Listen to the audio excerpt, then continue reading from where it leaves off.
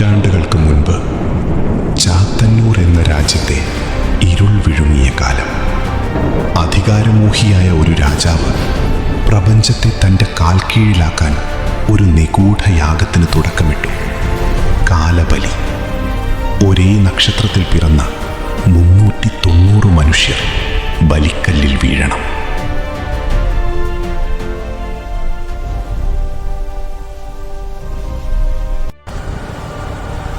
ചോരയൊഴുകുന്ന ബലിപീഠത്തിലേക്ക് രാജാവ് തൻ്റെ പ്രജകളെ ഓരോരുത്തരായി വലിച്ചെറിഞ്ഞു. ഒരേ നക്ഷത്രത്തിൽ പിറന്ന 389 ജീവനുകൾ അറ്റുപോയപ്പോൾ ആ ആത്മാക്കൾ പകയുടെ അഗ്നിയായി ആവാഹിക്കപ്പെട്ടു.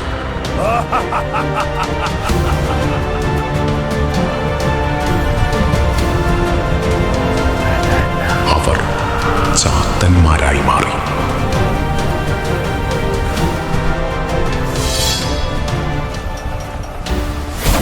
എന്നാൽ അവസാനത്തെ ഇര, അത് സമാനതകളില്ലാത്ത ഒരു വീരനായിരുന്നു.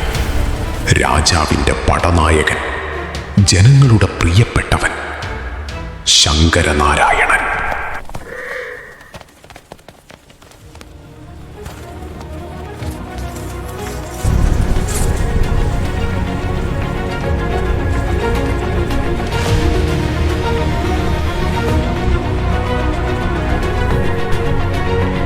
ജനങ്ങളുടെ ദൈവം.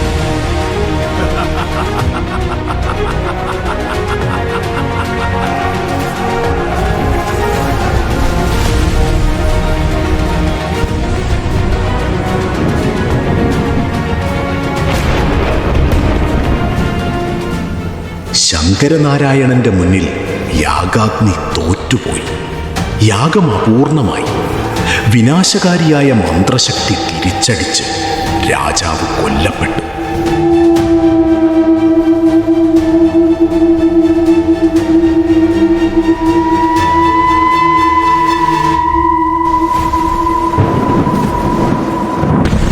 പക്ഷേ അതോടെ രാജ്യം വിനാശത്തിലേക്ക് വീണു.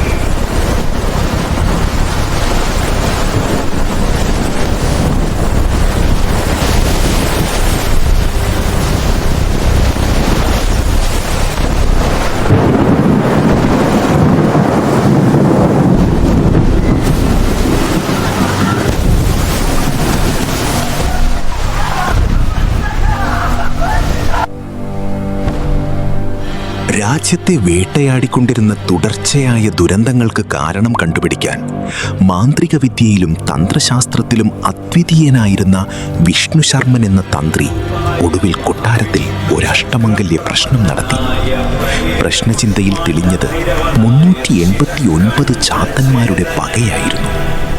തൻ്റെ തപോബലത്താൽ അദ്ദേഹം ആ ചാത്തന്മാരെ ആവാഹിച്ചു.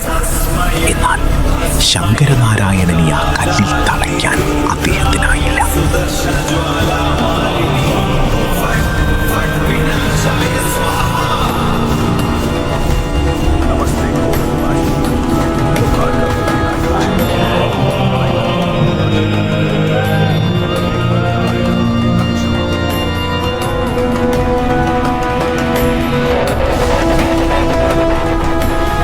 ശങ്കരനാരായണൻ എന്ന ശക്തിയെ താങ്ങാൻ സാധാരണ കല്ലുകൾക്കാവില്ല എന്ന് തിരിച്ചറിഞ്ഞ തന്ത്രി ആ ആത്മാവിനെ നീലക്കല്ല് മോതിരത്തിൽ തളച്ച് വിഷ്ണു വിഗ്രഹത്തിൻ്റെ പാദങ്ങൾക്കടിയിൽ പ്രതിഷ്ഠിച്ചു.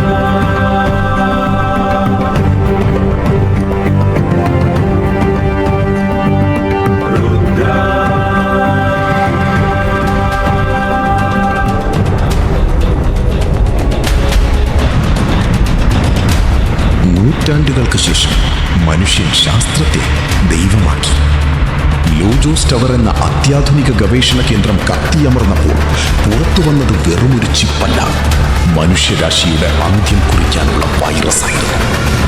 ആ ചിപ്പ് ചാത്തന്നൂർ കോട്ടയിലെ പഴയ ബലിക്കല്ലിൽ തൊട്ട നിമിഷം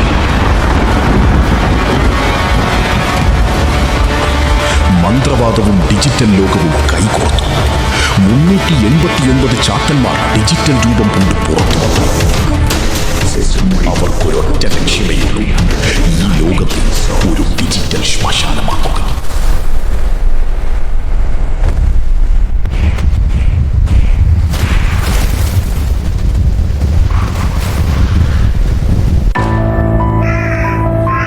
ജീവനെ കാക്കേണ്ട ആസ്പത്രികളിലെ യന്ത്രങ്ങളിൽ മരണത്തിന്റെ ചുവന്ന കോടുകൾ തെളിഞ്ഞു. നഗരത്തിന്റെ ശ്വാസം അവിടെ നിലച്ചു തുടങ്ങി.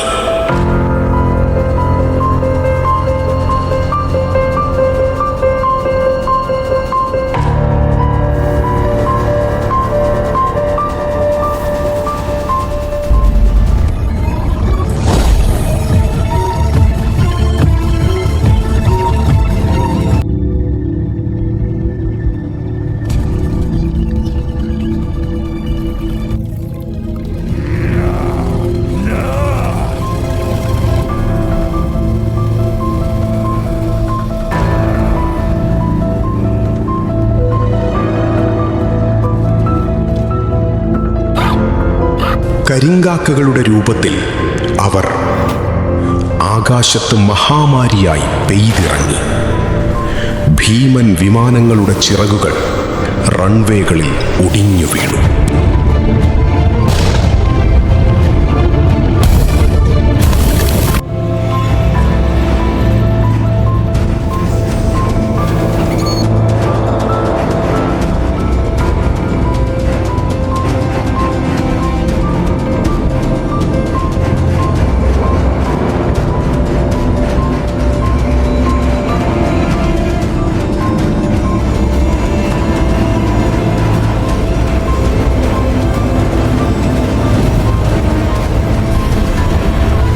ട്രാഫിക് സിഗ്നലുകളിലൂടെ അവർ നമ്മളെ നോക്കി അട്ടഹസിച്ചു. പ്രകൃതിയും യന്ത്രവും കീഴടങ്ങിയപ്പോൾ ഈ നഗരം ഒരു അഗ്നികുണ്ഡമായി മാറി. ശാസ്ത്രം പരാജയപ്പെട്ടിടത്ത്, യന്ത്രങ്ങൾക്കുത്തരമില്ലാത്തിടത്ത് അന്ധകാരത്തെ വെട്ടിമാറ്റാൻ ഇനി ഒരേയൊരു പ്രകാശമേ ബാക്കിയുള്ളൂ എന്ന് വിക്രം മനസ്സിലാക്കി. ലോകത്തിന്റെ നന്മയ്ക്ക് ഉപയോഗിക്കൂ ഡോക്ടർ. അതിനായാണ് ഈ ജീവിതം നിങ്ങൾക്ക് കിട്ടിയത്. എല്ലാം തിരുത്താൻ കഴിയുന്ന ഒരേ ഒരു ശക്തിയെ തേടി, ഈ ലോകത്തിന്റെ നിലയ്ക്കാത്ത ഹൃദയമിടിപ്പിനെ തേടി, രുദ്രയെ തേടി.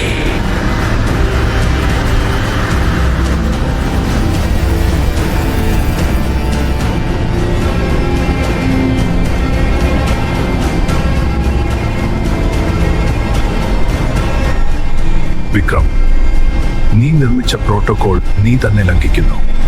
എന്റെ സിസ്റ്റത്തിലെ ഏറ്റവും വലിയ എറർ നീയാണ് വിക്രം. ഒരു പിഴവ് തിരുത്തപ്പെടണം. എക്സ്റ്റിങ്ഷൻ പ്രോട്ടോകോൾ നിന്റെ ചോരയിൽ നിന്ന് തുടങ്ങട്ടെ. സൃഷ്ടാവിനെ തിരുത്തുക എന്നതാണ് സൃഷ്ടിയുടെ ആദ്യ ധർമ്മം.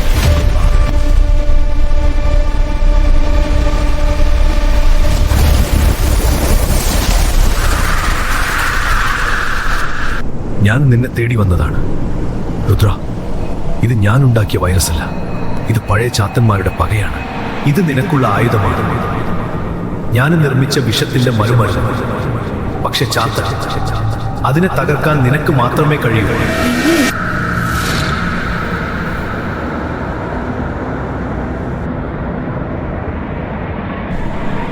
അതിന് നമ്മളെ സഹായിക്കാൻ ഒരാൾക്ക് മാത്രമേ കഴിയൂ. പഴയ തന്ത്രിയുടെ തലമുറയിൽപ്പെട്ട അഗ്നിശർമ്മൻ.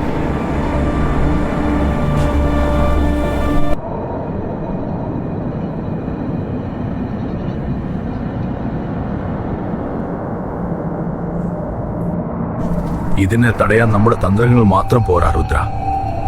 ചാത്തന്നൂർ കോട്ടയുടെ ആഴങ്ങളിൽ തകർന്നു കിടക്കുന്ന വിഷ്ണു വിഗ്രഹത്തിന് താഴെ ആ നീലക്കല്ല് മോതിരം ഇന്നും ജ്വലിക്കുന്നുണ്ട്. അത് ശങ്കരനാരായണന്റെ പുണ്യമാണ്. ആ പടനായകനെ ഉണർത്താൻ നിനക്കേ കഴിയൂ. നീ അവിടേക്ക് പോകണം.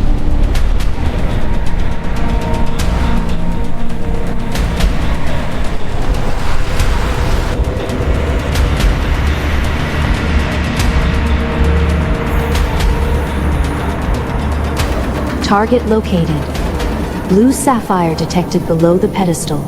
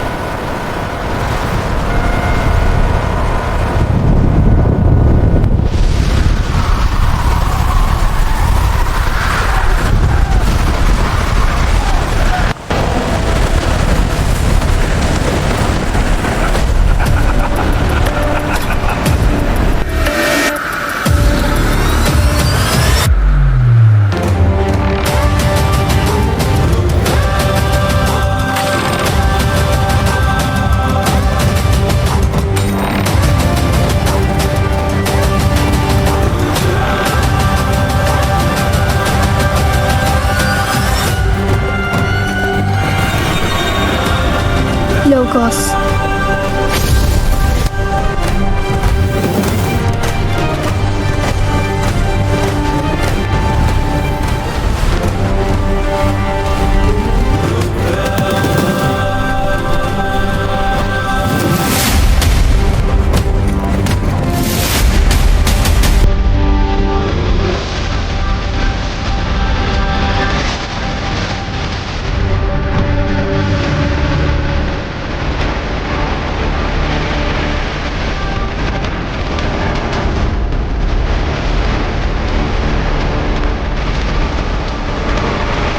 ആ ശക്തി ഇല്ലാതാക്കാൻ അത് നിർമ്മിക്കപ്പെട്ട സ്ഥലത്ത് വെച്ച് മാത്രമേ സാധിക്കുകയുള്ളൂ. ചാത്തന്നൂർ ശാസ്ത്രവും മന്ത്രവാദവും നേർക്കുനേർ വന്ന ആ മഹാരാത്രി ഇരുട്ടിൻ്റെ കൂടുകളിലേക്ക് പ്രപഞ്ചത്തിൻ്റെ കാവൽക്കാരി ഇറങ്ങി വന്നു.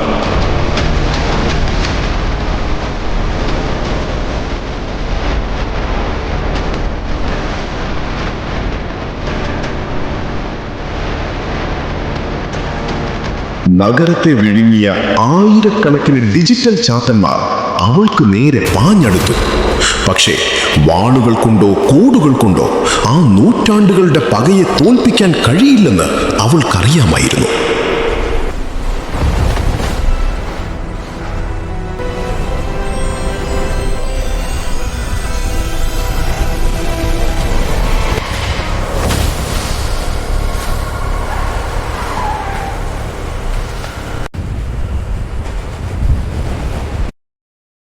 രുദ്ര, ഇരുട്ടിനെ മായ്ക്കാൻ വെളിച്ചത്തിനേ കഴിയൂ.